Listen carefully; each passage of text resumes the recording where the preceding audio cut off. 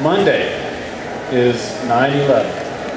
In 2 days, we'll be observing the 16th anniversary of those terrible attacks that occurred at the World Trade Center and at the Pentagon building.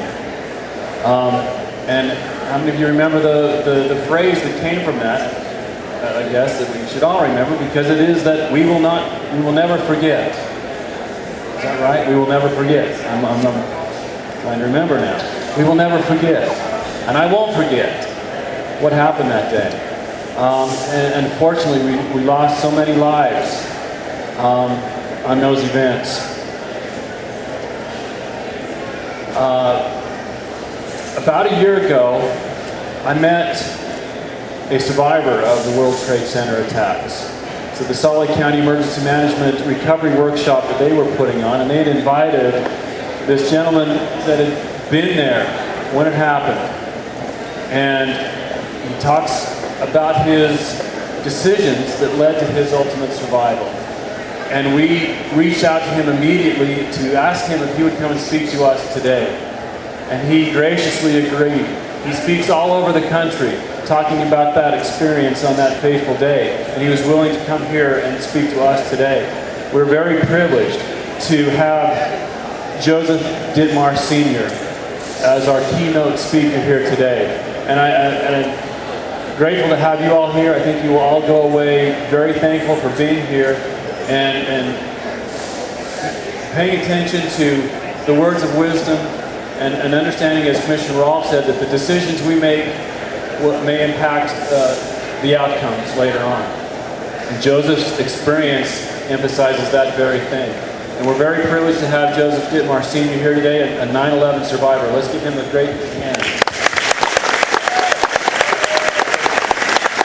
Thank you. That was a big build-up. I'm in big trouble if I'm not good, right? There you go. Thank you for the kind words.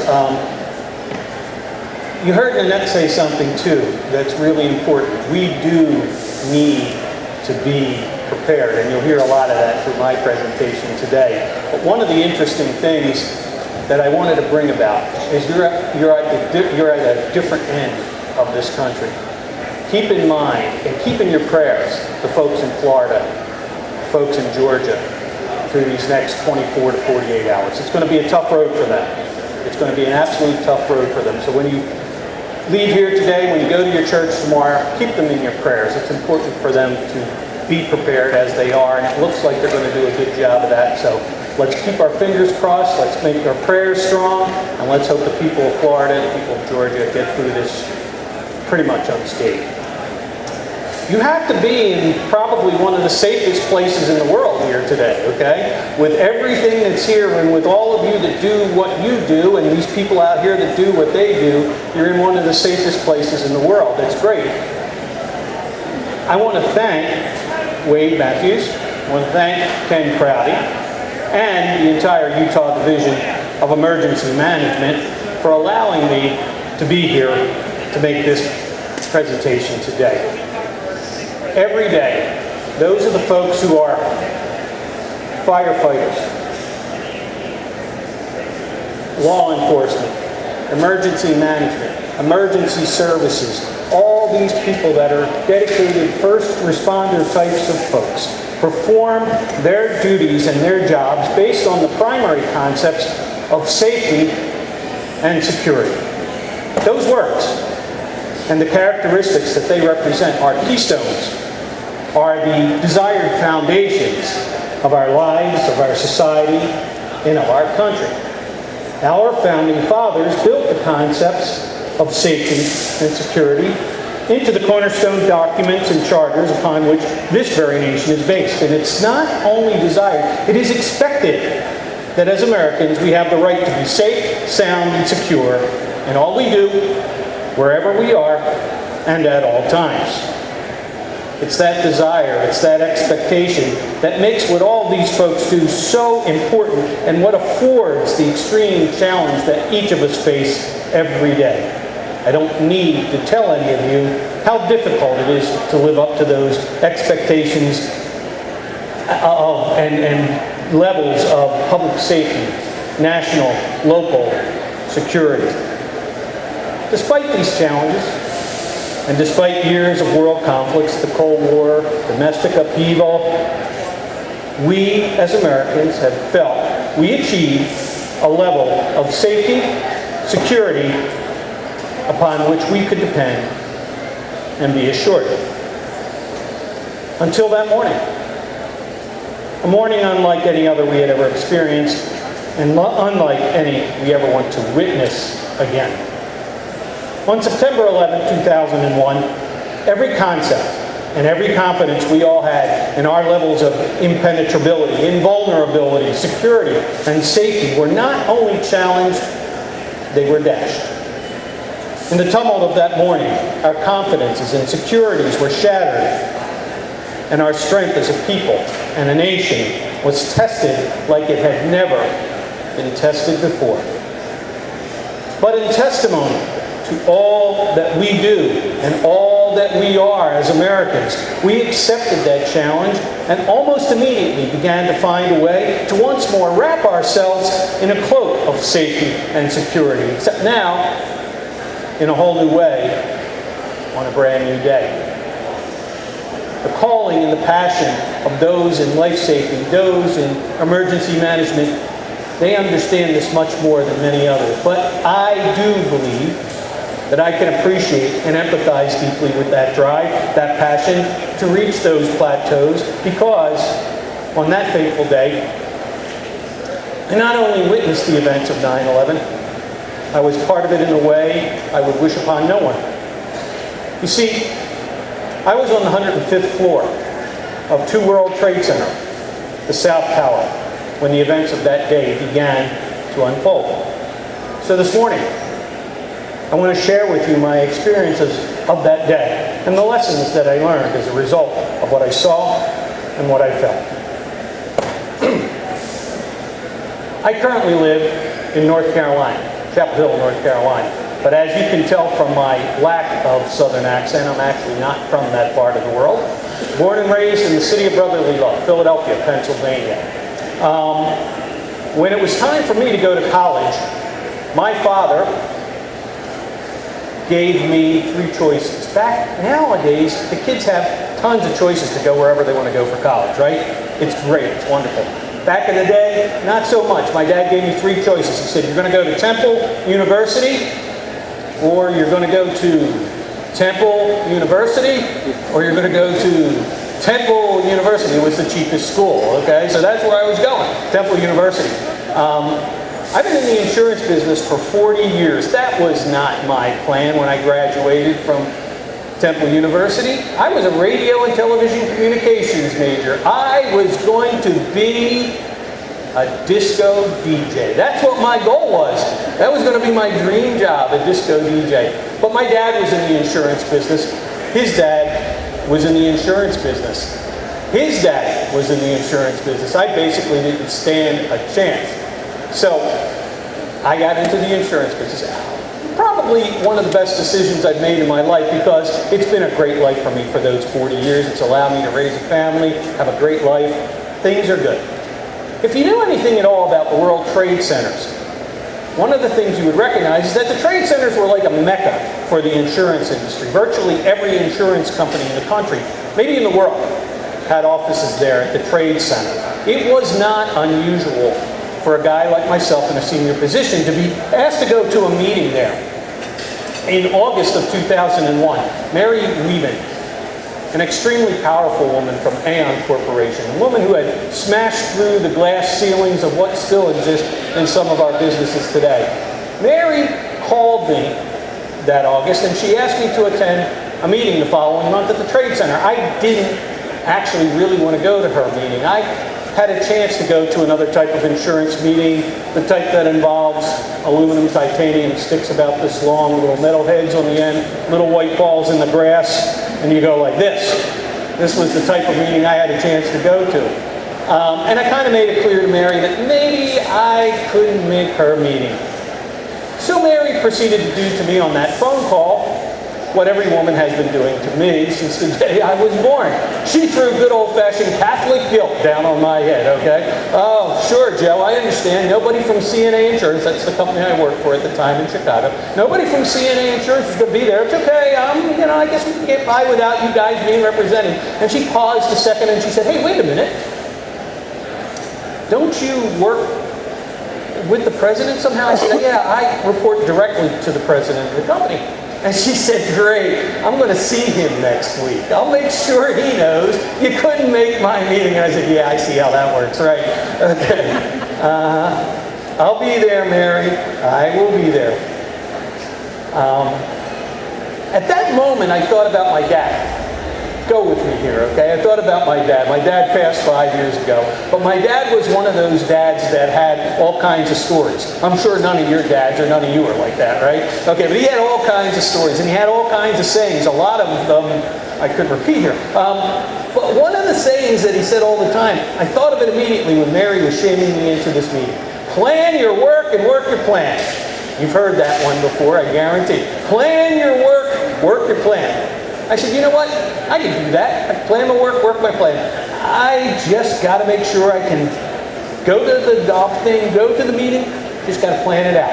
That's exactly what I did. So on the Friday before the Tuesday, I went back to Philadelphia, visited with my mom and dad in the house that I grew up in as a kid. On Saturday, I visited with my sister, something that if she was here today, she'd tell you I still don't do enough of, okay? And on Sunday, I went to the Philadelphia Eagles, St. Louis Rams football game. Yeah, they were St. Louis at that particular point in time. I got to tell you, I have been a season ticket holder for the Philadelphia Eagles football team since 1978. Continue to bid, okay? I continue to pay for the seats, and my son continues to sit in those seats. What a great deal for him. The bank of dad never closes, gentlemen, okay? Just so that you know, okay? But it was great because I had the chance to go with my son. My son works for Valero Oil. He is what you would call a roughneck. He basically leads a team of people out onto the natural gas and propane gas lines at the pipelines at the refinery that he's in South Jersey. He's my height. He's in great physical shape, but he's a little guy like me. But this job makes him think he's a real macho man, you know? And it was interesting. We came out of that game that day, him and I, and we're walking across the parking lot. And all of a sudden, this tough kid reaches over and gives me this big giant hug out of the blue. And he whispers in my ear, I miss you, Dad. I pushed him back. I see a tear rolling from his eyes. I knew he wasn't crying because of the game. The Eagles beat the Rams. Everybody beats the Rams, okay? I guess it was a pretense of what was about to occur. We just didn't know. I got in my car, he got in his truck. I went down to South New Jersey to a beautiful Marriott Resort, Seaview Country Club in Absecon, New Jersey. I woke up on Monday morning, had a fun round of golf with folks. I had a great lunch with them. We had a real business meeting on Monday afternoon. And then we were going to have an insurance dinner. Insurance dinners are notorious because they begin and they never end, okay? And when I knew this before I went to this dinner, I thought to myself, no, I got a plan. I told these folks I couldn't pull an all-nighter with you. I have to get some sleep. I got plans for tomorrow morning. Anybody here, just by chance, anybody here from New York? There you go. There's always one. Yes. Okay. How many people here have visited New York City? Yeah, okay. Well, you know what all of you have in common? Those from and those going to? Y'all hate to drive into New York City. It's some of the worst traffic in all the world. I had a plan. I wasn't going to drive into New York City into that traffic. I was going to go back to Philadelphia, take the train from Philadelphia, get into New York that way. That was the plan. So that's exactly what I did. I got up at 3:30 in the morning, drove back to Philadelphia, got there at about 5:30, 30th Street train station, Amtrak, bought my round-trip ticket. The train pulled in at 6 a.m. I ran down, I kind of ran down the steps to get onto the train. got into the car, took off my backpack. I don't carry a briefcase, carry a backpack. Took off my backpack, took off my suit coat, pulled my laptop out of my backpack, turned it on, put it on my lap, and did what all of us insurance executives do at 6 a.m. in the morning on the Metroliner train on the way to New York with our laptops on our laps. I fell asleep. It was 6 o'clock in the morning. It was much too early to be awake. Okay, and off we went. And we were about 2/3 of the way up to New York when my cell phone rang. Yep, we had cell phones in 2001. As a matter of fact, when they rewrite the history books within the next quarter of a century, educators will tell you that's about the pace that they do it. I have no doubt in my mind that these cell phones are going to go down as one of the greatest inventions ever made. They have changed the way we live our lives. There is no absolute doubt about it. I guarantee you, while you're here today, somebody's phone is going to chirp or beep or make some kind of noise because we're all connected all the time. It's the way we live. And you know what? It made things different for plans. Back in the day, and you remember back in the day, right? Back in the day when you were going on a business trip like the one I was on that day, you had to have a plan. It was called an itinerary. It was on a piece of paper. Remember that paper? Okay? And somebody typed it. Typewriters. Find one of those today, okay? And on it, it had the meetings that you were going to be at. It had the building that you would be in. It had the hotel that you were going to be staying at. The room number was probably pre-assigned. Had the phone number of the hotel that you would be at so that people could reach you. You took your AT&T long distance card because, God forbid, you had to pay for those long distance calls. Had to have a plan. Now, today, with cell phones, wherever you are, that's where you'll be. If you need me, just hit me up on the cell phone, text me, tweet me, do whatever. You'll be able to get in contact with me. It's the way we live our lives. And in 2001, it wasn't that different. Before this trip, I had said to my wife, hey, I'm going to Philly to visit the fam, go to a game with Joe. I got a meeting in New York on Tuesday. I'll be home Tuesday night. Love you. That's basically all I told her. So you thought I forgot where I was in the story, I guarantee. But I remember. The cell phone rang. I'm on the train. We're 2/3 of the way up to New York. I answered it very groggily. My wife immediately said, I am so sorry that I woke you up. I said, no. That's okay. The train's getting ready to pull into Newark. I got to get off anyhow. And there was a pause, and she said, Newark. I thought you said you were going to New York. I said, oh, yeah, I am. But it's a lot easier to get to the World Trade Center if you take the PATH train from Newark because it stops right underneath the Trade Center. So that's what I'm doing. I told my wife that day exactly where I was going to be. Got off that train dutifully with thousands of other New Jerseyans and made my way into New York City. When I got to 2 World Trade Center, the South Tower, the thing that amazed me the most immediately were the security people. They were incredible.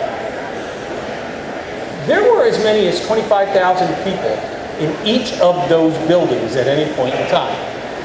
Each of those buildings had their own zip code. That's how big of a community this was, okay? And yet, these security people seemed to be able to tell who belonged and who didn't belong in those buildings simply by looking at you. Simply by looking at you. No identification, no anything else, just looking at your face. It's incredible. And I guess the 1993 bombing made that a reality for these security folks. I walked in. There was a gentleman behind the security desk. He obviously knew I didn't belong. He gives me the little wiggly finger over to the security desk. He asked me to identify myself, and I showed him my driver's license. He took my picture electronically. He transferred that picture onto a little white card. And on that card was that picture, my name, the name of the company that I was visiting, Aon Corporation, the floor that I was going to, 105, how long the card was good for. It was good until September 12, 2001, and a barcode. The barcode was the most important thing on that little white card because not only did it contain all that information I just ran through electronically, that was also the way that you would swipe your way through the electronic turnstiles that separated you from the elevator banks in the buildings. Both buildings were identical. 110 stories high. The 110th floor in the North Tower was the Windows of the World restaurant. Unfortunately, that was open that morning. The 110th and the 107th floors in the South Tower, the building that we were in, they were observation decks. And thank God it was too early in the morning for them to be open. The other floors that I haven't mentioned above 105 were heating, ventilation, air conditioning, elevator equipment, elevator cabling. No human beings. We were going up to 105, the highest occupied level of the building at that time. You swipe through these electronic turnstiles. You have a choice of banks of elevators to the right, center, and left. We went to the left. The one that would take you on an express basis from the ground lobby to the 78th floor, where you'd switch off and then take another set of elevators that serviced everything through 110. 44 and 78 in each of those buildings were known as sky lobby levels. That's exactly what they were, second and third lobbies in the building, because the elevators couldn't go straight up 110 stories, so they broke them up, okay? And that's how it worked. So when we got to 78, we switched off at the sky lobby, got on another bank of elevators to go up to 105. When we got to 105 and the elevator doors opened up, there was Mary Lehman, the woman that had shamed me into being at this meeting. And it was kind of a surreal moment, because there's Mary, and in one hand, she's got a spray bottle of Murphy's Oil soap. In the other hand, she's got a rag. This woman was not Susie Homemaker by any stretch of the imagination, but this was how important this meeting was to her. She wanted everything perfect, right down to the furniture that she had just been polishing inside the internal conference room where we were going to have our meeting and where she was going to lead us to. We did have this meeting in an internal conference room, a room that probably, if there was a wall at the back of this where this pillar was, probably about the size of the room we were in, okay? But it's an internal conference room, 4 walls, no windows, 1 door. The meeting was supposed to start at 8:30 a.m. I've been in the insurance business, like I said, for almost 40 years. No insurance meeting has ever started on time. That day was no different. 8:30 kind of came and went, everybody drinking their Starbucks, talking about kids, talking about soccer, talking about the NFL, anything but insurance. And at 8:48, the lights flickered. That's it. Flicker of lights. That's all we noticed. We couldn't see anything. We didn't feel anything. We didn't hear anything. Just a flicker of lights. Almost immediately, a gentleman from Aon Corporation, a guy by the name of Rick Blood, came bounding into the room and he said, "Hey, there's been an explosion in the North Tower. We got to evacuate." 54 intelligent human beings, all in the same room, all at the same time. We all did the same thing before Rick. We waved our hand and we said, hey, it's New York. Stuff happens. We weren't that nice with our language, okay? Stuff happens. We're going to have our meeting. We'll be fine. And he looked back at us and he said, no, you don't understand. I'm a volunteer fire marshal for the 105th, 104th, 103rd floors. I can't leave until I get everybody out. And I want to leave. I know Rick got everybody out of that conference room that day. I know he did, because I was the last guy out. He escorted us all to the nearest fire stairwell on 105. And that's where he proceeded to tell us that we were now going to walk down 105 flights of steps. What a bunch of happy campers, okay? And it was kind of an interesting and surreal moment, okay?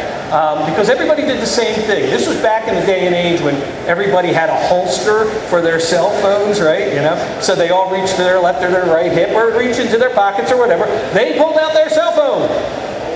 We were going to call somebody to moan and groan about the fact that we couldn't have our meeting.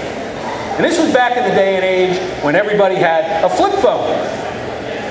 If you still have a flip phone, shame on you, okay? Don't show them to me, please, okay? But anyhow, okay, we all know how they work, or still work, okay? You flip them up, and there's a screen that comes up, and it shows, no service. No service.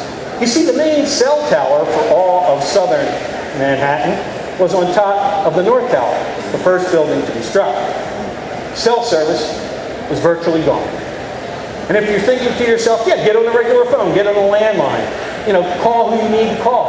That's a great idea, except think about this. Everybody in New York, they are now on those landlines, trying to call their mom, dad, sister, brother, aunt, uncle, make sure they're okay, check in, do whatever. And even more incredibly, everybody in the world, that is not a stretch, folks, everybody in the world that knows somebody in New York City, they're now calling in on those same landlines, trying to find out whether mom, dad, sister, brother, aunt, uncle are okay. Landlines were overmatched, could not handle the communication traffic. Cell service, gone. If you've had the great privilege of serving this country in the armed services, you know what I'm about to say is absolutely true. What's the first thing you do when you attack the enemy? You cut the lines of communications. That's what happened that morning, whether it was coincidental or not, whether it was witting or unwitting. That's exactly what happened that morning. So now, you've got this group of 54 Type A personalities on the 105th floor, can't use their cell phones, can't communicate with anybody. We're all just doubly frustrated, nicked off, perturbed about what's going on. And I'm sure you're thinking to yourself, my God, didn't you understand what was happening? And that is the point, folks. Each and every one of you knew way more what was going on outside and inside those buildings than any of us that were right there. We had no clue. Not a clue. We began to make our way down those steps in the fire stairwell. We got down to the 90th floor. Fire stairwells are all the same in high-rise buildings. They have doors. Those doors automatically close when there's an emergency. They're usually on magnets and they close, okay? There's signs inside those fire stairwells that say the same thing all the time. Once you're in here, don't leave except at the lobby level. I know that's true because some insurance geek like me is responsible for that. That's life safety. That's fire safety. That's where that comes from. So we get down to 90. The door out to the 90th floor is propped open. And everybody's filing out of that fire stairwell and onto the 90th floor. But I'm in the fire insurance business. How ironic is that, okay? I'm in the fire insurance business, and I know better. Right.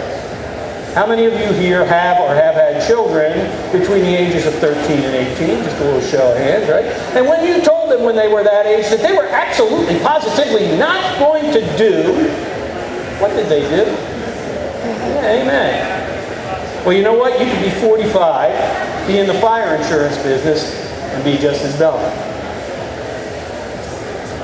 I walked out of that fire stairwell onto the 90th floor, not knowing the building, not knowing whether I had to get to another fire stairwell, kind of following the crowd. I can tell you this, it was the worst 30 or 40 seconds of my life. To look out those windows to the north, to see these gaping black holes in the sides of the building, gray black billows of smoke pouring out of those huge black holes. Flames redder than any red I'd ever seen before in my life, licking up the sides of the building and beyond the roof level. And if you remember, it was a crystal clear September day in New York that day. And I remember thinking to myself, as I'm looking through that smoke and that fire and into those huge black holes, I see pieces of a fuselage of a large plane lodged inside this building. And my first thought was, my God, how did the pilot not see this building? How did he miss?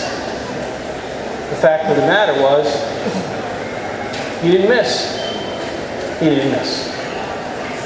You see all this. You see furniture, paper, people being pulled out of the building against their will. It was an incredible, awesome, gruesome sight. And I was so afraid. So afraid. I had that feeling immediately come over my being, one that each and every one of you have had, whether it was yesterday, a decade ago, whenever. And gentlemen, you have had this just as much as any woman here today. That pit of your stomach, I want my mommy feeling. I just wanted to go home. I didn't want to be there. I wanted to go home. I looked out at this. There were people on that floor screaming at the top of their lungs, and yet they seemed to be frozen in fear, mesmerized by what they saw. I'm looking at this thinking, this isn't an Xbox game. This isn't a made-for-TV movie. This is reality. I turned to leave, and when I did, there was a gentleman who was in the meeting with me right behind me, Lud Picaro. Lud worked for the Zurich Insurance Company at this point, but in his youth, he was an All-American middle linebacker for the University of Pittsburgh. Huge human being, okay? I turned around. I was in such a hurry, I almost knocked Lud over with my stubby little body, okay? And he put his big hands on my shoulders and he said, "What are you going to do?" And I said, "I'm getting the hell out of here." "What are you going to do?" And he said, "You know what? Good idea. That's what I'm going to do too. But before I go, I'm going to go." And he pointed to the restroom.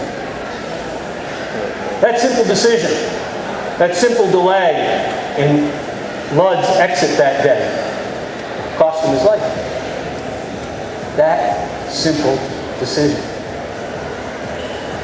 I got to the top of the fire stairwell. They were making an announcement over the PA system. "The event has been contained to the North Tower. We believe that the South Tower is safe. We suggest that if you work in the South Tower, you return to your workstation. If you are a visitor, we suggest that you stay where you are until further notice. If you feel you need to leave, please proceed with caution." Yes, I see the faces. I've done this for 16 years now, and I see people go, how could they make that announcement? But there are enough people here at Emergency Services to understand this, okay? There's a woman or a man in charge of building security down at the ground level of that building at that point. You know at this point they got a cop on one side, a firefighter on the other side. They're looking back at this person and they're saying, "It's raining concrete, steel bodies outside. You can't let them out of the building. Where are you going to put 25,000 people?" And I'm sure this person thought to themselves, "Well, wait a minute. Our elevators are going up and down. Our electricity's on. The ventilation system's working. Let's just wait. Let's not panic. Let's just wait before we do anything." Who would have ever thought that within 18 minutes, the same exact thing would happen to our building? Who would have ever thought? We got down to the 78th floor. Remember, I had mentioned this before. That was the sky lobby level. Mary Weeman, she's out in front of me. She's looking back at me and screaming, "Joey, Joey!" The only other people in the world that still call me Joey are my old Polish aunts, okay? "Joey, Joey, I am not walking down 78 flights of steps in these shoes. I'm taking the elevator." She was using a word you never use here in Utah, I'm sure, okay? Very technical term, okay? And that was Mary, strong, powerful leader.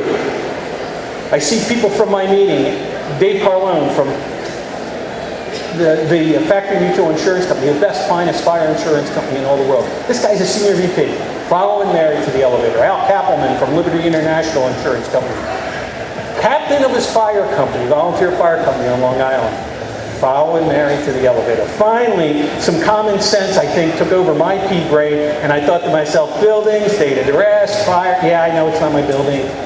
I'm not getting in an elevator. Not doing it. I looked at Mary, never said a word, gave her a polite little wave, turned around, went back to the fire stairwell. Arguably the best decision I made in what is still my life. Because I was somewhere between the 74th and the 72nd floor when that second plane plowed through our building.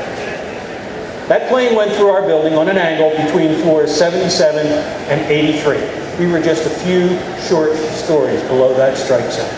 I've never felt anything like that. I never want to ever feel anything like that again. You're inside this fire stairwell, this concrete bunker, and this thing starts to shake so violently from side to side at angles I can't explain. I'm not an engineer. But it's shaking in ways it shouldn't be shaking. The concrete spidering out, the handrails breaking away from the wall, the steps like waves in the ocean undulating underneath your feet. And you feel this heat ball blow by. You smell this jet fuel, and this thing's just rocking back, forth, back, forth, back, forth. It felt like forever. Maybe it was seconds, maybe a minute. And it finally settles. You'd think there was going to be this massive pandemonium in there. But there was nothing but a total stunned silence. I had the good chance to work with the people from USA Today and ABC News just prior to the first anniversary of the event. I learned something when I met those folks that I always kind of mention at this point in the presentation. Just the heat generated by the plane through the building, no explosion, no fire, no anything else, just the heat generated by the friction of the plane through the steel, over 2,000 degrees Fahrenheit. All those people on the 78th floor sky lobby level, hundreds, maybe 1,000, were killed instantly. They didn't know what hit them. They literally did not know what hit them. And for them, it was a good thing. Because for them, there was no pain. No pain. For those of us that were by, it became somewhat of a conjecture game. We really didn't understand. We saw that there were bits of a plane in the other building. Maybe a fuel cell exploded. That's why we smelt the fuel, felt the heat ball, why the building shook so violently. Never in our wildest imaginations did we ever even think that a plane had gone through our building. We all tried to grab our phones again and tried to communicate immediately. Thank goodness that they didn't work for us that morning.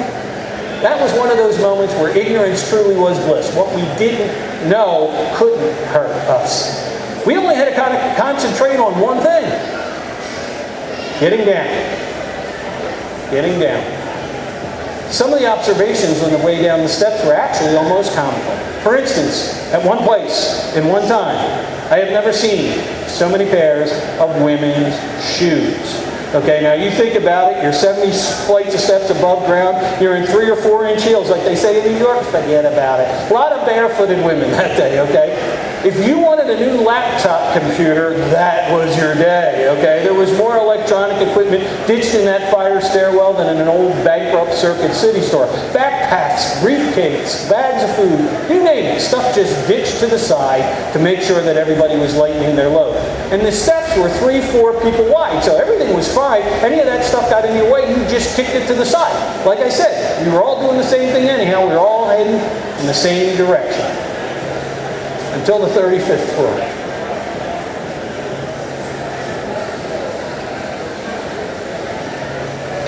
That's a chance we had for the first time to encounter the police, the firefighters, and the paramedics from New York City and the Port Authority. Just the looks in their eyes told the story. Just the looks in their eyes. They knew. They knew. They knew that they were going up those steps to try to fight a fire that they couldn't beat. They knew that they were going up those steps to try to save lives that they could not save.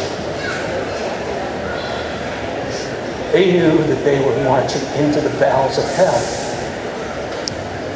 They knew that they were going up, and they knew that they were never, never coming back.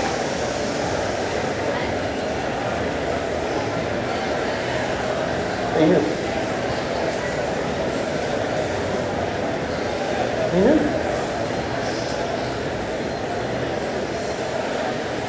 I ask you, could you be that brave? Could you be that strong?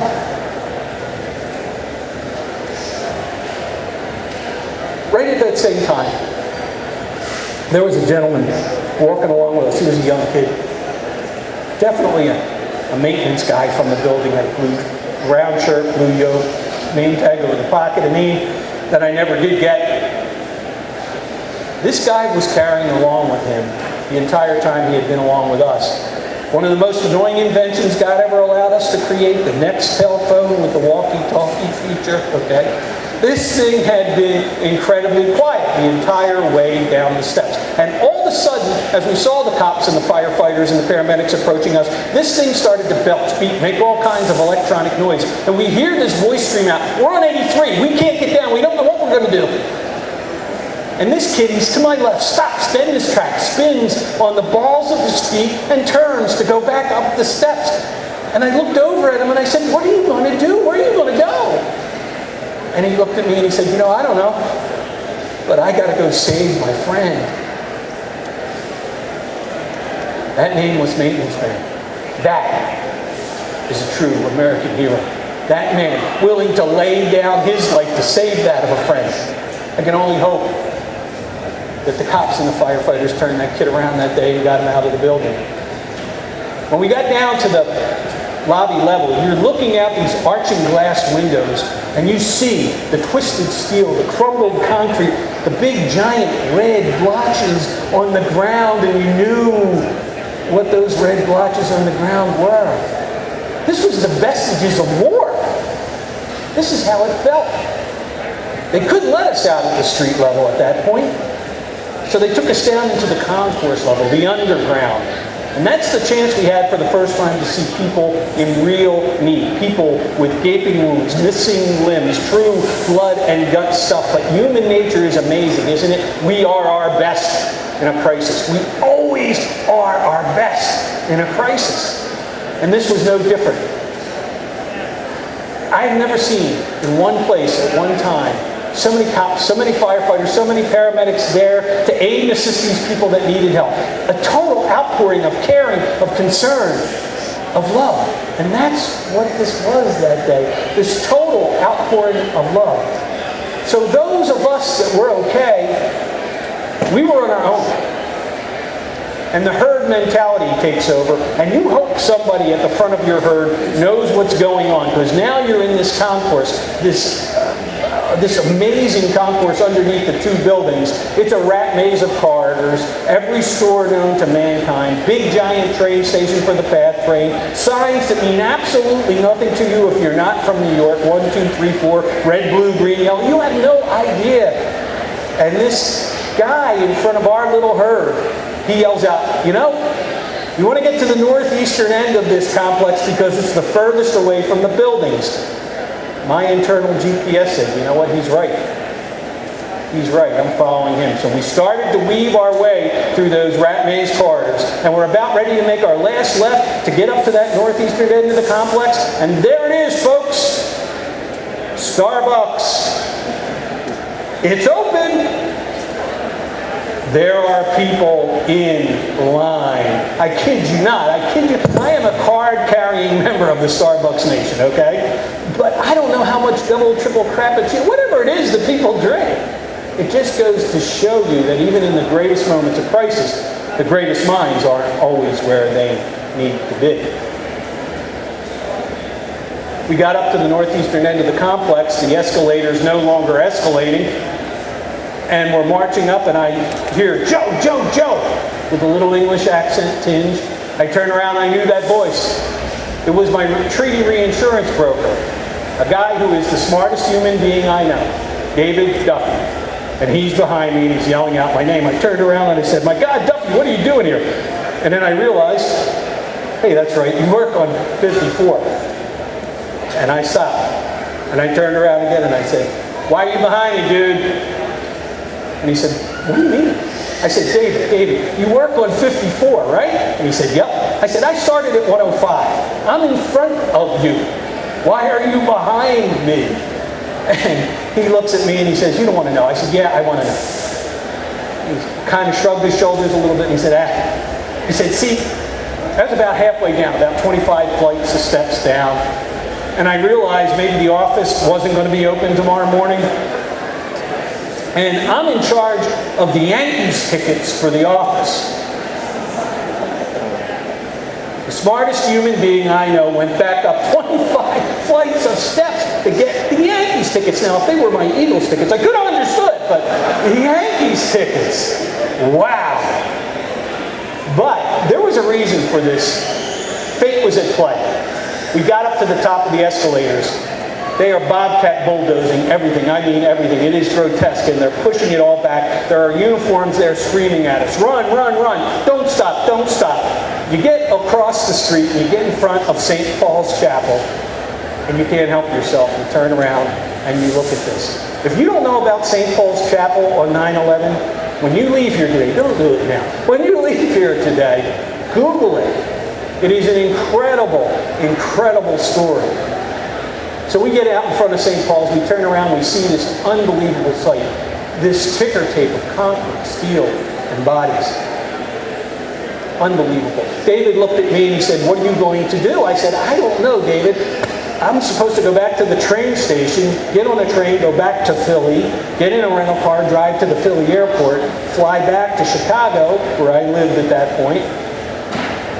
And I said, "I don't think that's going to happen." And he looked at me and he said, "Yep, I don't think that's going to happen." He said, "My wife works in the North Tower, 40th floor." I said, "Okay." He said, "I haven't heard from her." I said, "All right." He said, "Why don't you come with me to my house? I want to get up to my condo, make sure she's okay, make sure things are good." I said, "Where do you live?" He said, "Upper West Side, 111th. I went, "Whoa, that's a long way away." And he looked at me and he said, "What, you got something better to do?" I said, No, okay. Off we went. We were about 8 minutes out of the building, 8 blocks north of the complex. There was a commercial laundry. The door was thrown wide open. WINS, the all-news radio station, blaring out that this was an on-purpose terrorist attack. Our jaws just dropped to the ground. Not here! This doesn't happen here! But it was the next couple of sound centers, the sounds that each and every one of us that were there that day hear. Every day. It's what I hear first in the morning, last at night. First, the unmistakable sound of the twisting steel, the crumbling concrete of what once was the South Tower. The building that we had been in just 8 minutes prior, coming to the ground. And even more incredibly, even more hauntingly, the sound of hundreds of thousands of people all in the streets of New York, all screaming the same blood-curdling scream all at the same time. We were lucky. David had a friend of his that lived in that Tribeca section of the city where we were. And we were able to get into Meredith's apartment. Her husband, ironically, stuck in Chicago where I wanted to be. We started to do what all of you did. We watched the TV. We tried to make some sense about what was going on. We tried to understand. We were about 5 hours into the waiting and the event. And one of the true American heroes of that day, no matter what his politics, no matter what you politics are today, one of the great heroes of that day, the mayor of New York, Rudy Giuliani, he got on the TV and he started to talk. He felt like he was talking to each and every one of us. And he made a comment, something to the effect of, "Okay, New York, this has been a tough day. But we are New Yorkers. We're going to get through this. We're going to survive. We're going to recover. And I know all of you just want to get home." Remember those pictures, folks? Remember people walking across the George Washington Bridge into New Jersey, walking out the Long Island Expressway and walking out the Long Island Railroad to get out to their homes. Giuliani understood this completely. He said, I know, you just want to get home. I believe we've mustered enough confidence in our security, in our uniforms. We're going to reopen the subways. Reopen the subways. Wow. Duffy looked at me and he said, "Come on, we're going." And I said, "Where?" He said, "We're going to the subway. We're going to my place." I said, "David, we're going to Midtown, right? I mean, Empire State, but we didn't know what the next target was going to be. We didn't know." But he was convincing, and off we went. We got to the nearest subway station. Couldn't even get down the steps initially. It was crowded with so many people. We finally got down. We got the second train that was to pull in. The train was supposed to be a local going north, as is typical in New York. All of a sudden, it became an express while we were on there. But that was okay. We were heading in the same direction, the direction we wanted to go, north. We got 2 stops up, Penn Station, Amtrak. The way that I had gotten into Dodge. The way that I wanted to get out. Duffy understood this too. He knew I wanted to get out, even if it was just back to Philadelphia.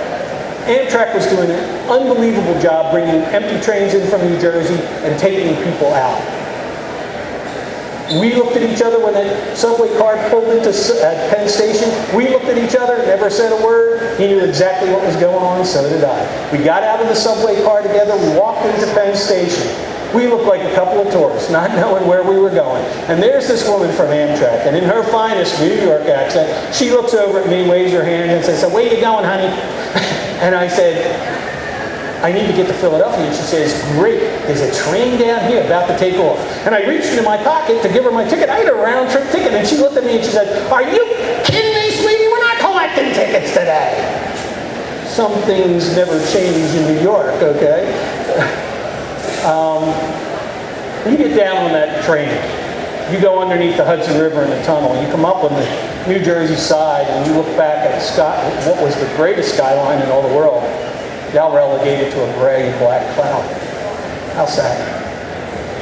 It's 80 minutes from Penn Station down to 30th Street in Philadelphia. Train packed with people sitting and standing. No words were spoken. There weren't any words to say. When I got to Philadelphia, I got out of the train, looked for my rental car. I had gold. I had a car. And I decided I wasn't going to drive back to Illinois at that point. I'd go up and stay with my mom and dad in Northeast Philadelphia, the house that I grew up in with them. And when I got there,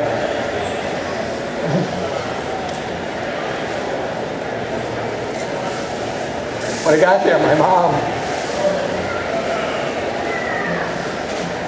mom was waiting for me. I got to tell you something, especially you gentlemen. No matter where they are, no matter what their state, always, always, always love your mothers. Love your mothers. There's my mom. She comes off the stoop. She comes down and gives me this big, giant bear hug. She pats my head. She sobs in my ear, my baby, my baby. I didn't have the heart to remind her that I was the oldest one. But my mom did for me at that moment what my mom continues to do for me to this day. She helped me and she loved me. And that's what I needed. That's what I needed was my mother's love. She helped me into the house, got in front of the TV, passed out. I don't know, mental exhaustion, physical fatigue. About 2 in the morning, I feel this kick in my side, and I rub my eyes, push my glasses back. My father is hovering over me, and he says, well, aren't you ever going to go to bed? And I went, oh my God, I'm 17 again. But I did what he told me. I went back up the steps, got a few hours of sleep, woke up early the next morning, called the office, let them know that I wasn't going to be in. It was a good thing. They thought I was dead. I started to make that trip back to Aurora, Illinois, the western suburb that I lived in at that time of Chicago. And I'm going to apologize ahead to anybody here that's in or has been in law enforcement. It's a 14-hour drive from Philadelphia to Aurora. I did it in 11 and a half hours. I just wanted to get home. And this was before national plans, rollover minutes, all the stuff. You know, you can call anywhere in the world now that doesn't cost you anything extra, right? Didn't have that. I didn't care. I wanted to reach out and touch somebody. I wanted somebody to do the same with me. It felt good to talk and be talked to. And I finally, when I was about 10, 15 minutes away, called my wife for what was like the 50th time. And I said, hey, hon, I'm almost there, 10, 15 minutes away. And she said, okay. I said, okay, there was a pause. What's going on? And she said, well, actually, they decided to have a mass at Our Lady of Mercy. And I said, you know what? Stop right there. Today is a good day to go to church. It's a good day. I'll be there. I'll meet you there.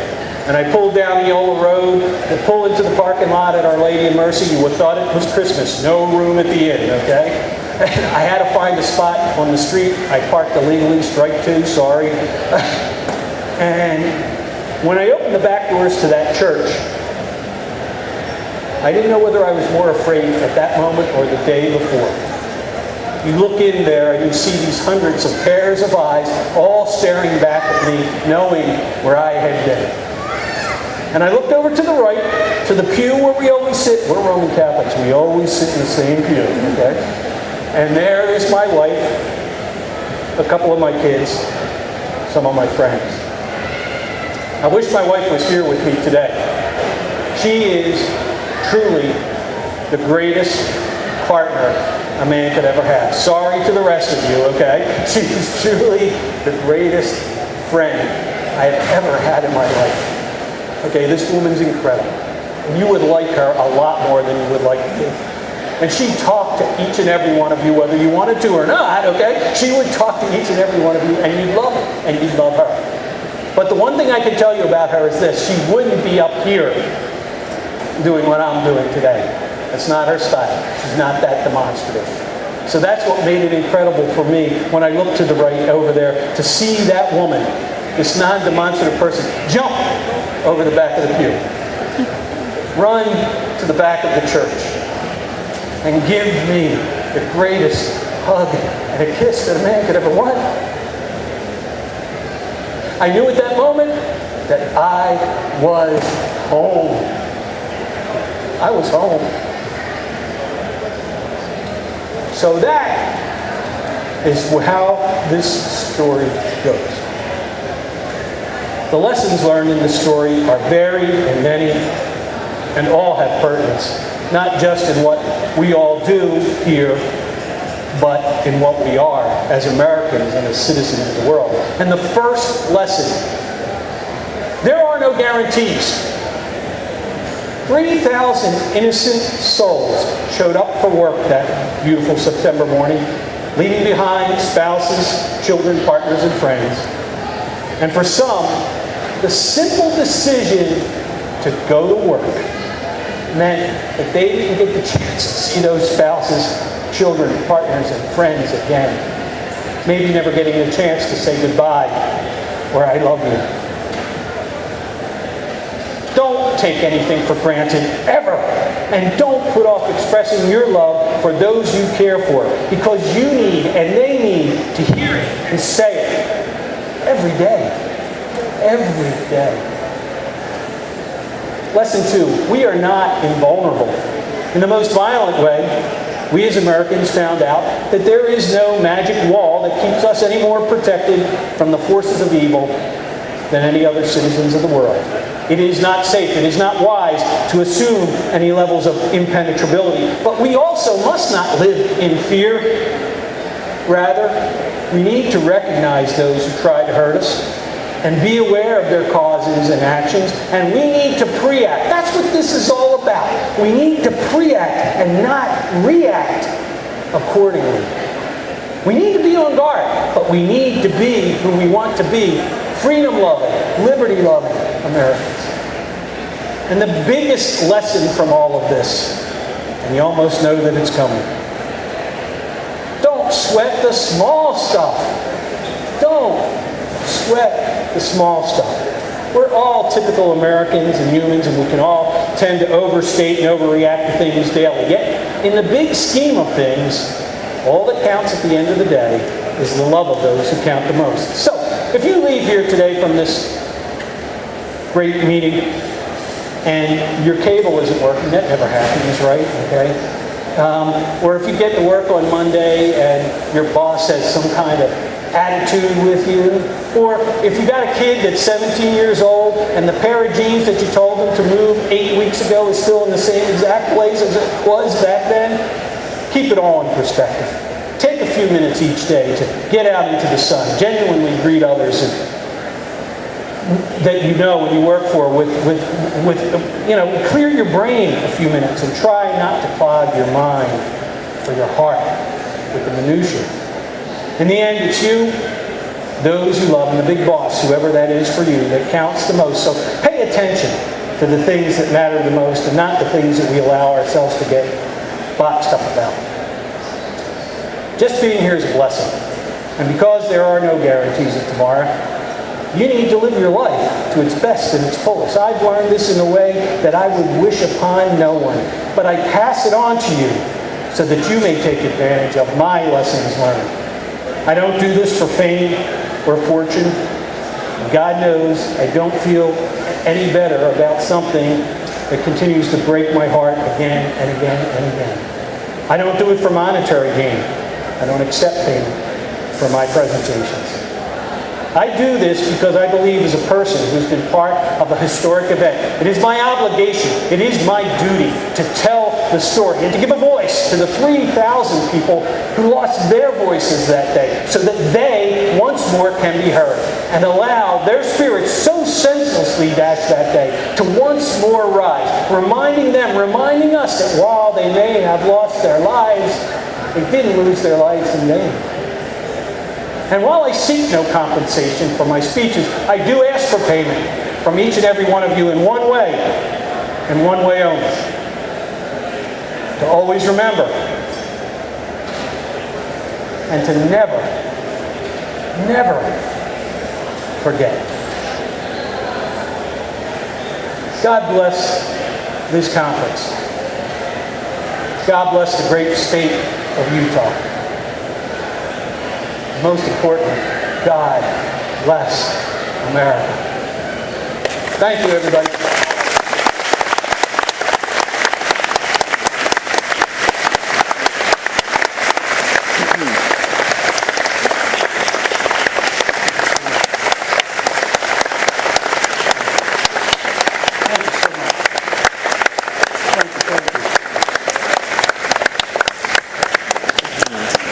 Yes, Joseph Dittmar Sr., thank you so much for coming and sharing that absolutely amazing experience with us. Just a small token of appreciation. I think this is hot chocolate.